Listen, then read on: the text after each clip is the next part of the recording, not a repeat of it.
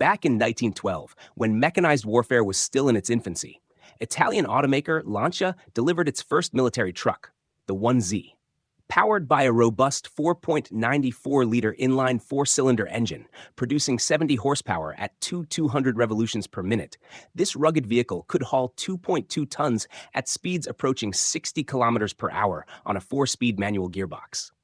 By 1916, Lancia teamed up with Ansaldo to mount a fully armored body on the 1Z chassis, creating the formidable Lancia IZ.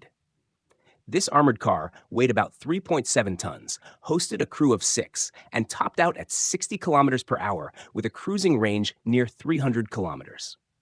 Its firepower was impressive, twin machine guns in a turret, plus a third on an upper rotating cupola, giving it serious battlefield presence, especially with added wire-cutting rails across the front.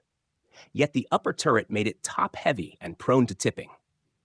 By 1918, Lancia simplified the design, producing the improved 1ZM.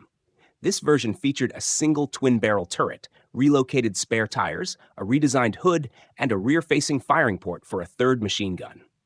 The IZ and its successor, the 1ZM, served extensively during World War I, particularly in reconnaissance and suppressing enemy advances. Production totaled 10 units of the original IZ and around 110 of the upgraded 1ZM by the war's end.